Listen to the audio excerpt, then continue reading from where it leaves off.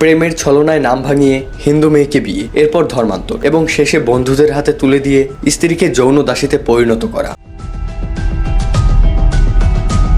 এমনই এক লোমহর্ষক ঘটনা সামনে এলো। লাভ জিহাদের শিকার হয়ে সর্বস্ব হারিয়েছেন কিষানগঞ্জের মেয়ে সৃজিতা চ্যাটার্জি। বর্তমানে তিনি ফাতেমা খাতুন নামে শিলিগুড়ির এক কোনায় একাকী জীবন কাটাচ্ছেন। 2017 সালে ফেসবুকে আলাপ হয় হায়দ্রাবাদের যুবক ইসমাইল হোসেনের সঙ্গে।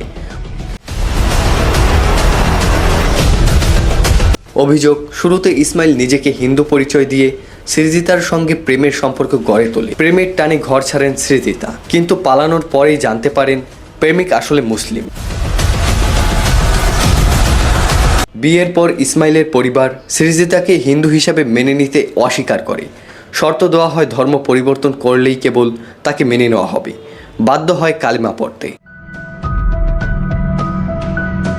হলফনামা দিয়ে সৃজিতা হন ফাতেমা খাতুন। এরপর থেকেই শুরু হয় হিজাব পরার জবরদস্তি। নির্যাতিতার বয়ান অনুযায়ী বিয়ের মাত্র 1 বছর 8 মাসের মধ্যেই তার জীবনের নরকে পরিণত হয়। ফাতেমা ওরফে সৃজিতা জানান তাকে ঘরে হাত পা বেঁধে ও মুখ বেঁধে মারধর করা হতো। তবে নৃশংসতা এখানেই শেষ নয়। অভিযোগ, স্বামী ইসমাইল তাকে জোর করে নিজের বন্ধুদের সঙ্গে শারীরিক সম্পর্ক করতে বাধ্য করত।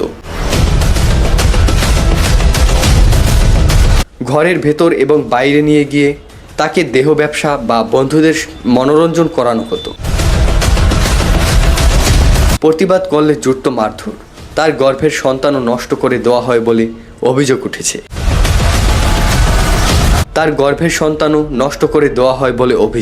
নির্যাতন সহ্য করতে না পেরে ডিভোর্স লেটার পাওয়ার পর তিনি বাবার বাড়ি ফিরে যাওয়ার চেষ্টা করেন, কিন্তু পরিবার তাকে আর গ্রহণ করেননি।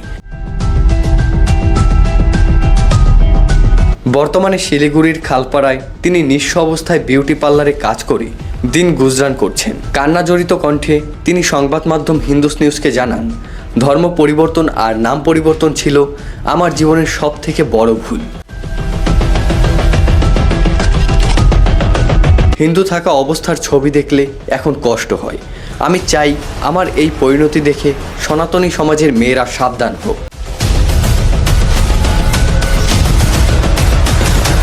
অন্তর্বিশ্বাস, আন্তর্জাতিক ডেস্ক, হিন্দুস নিউজ।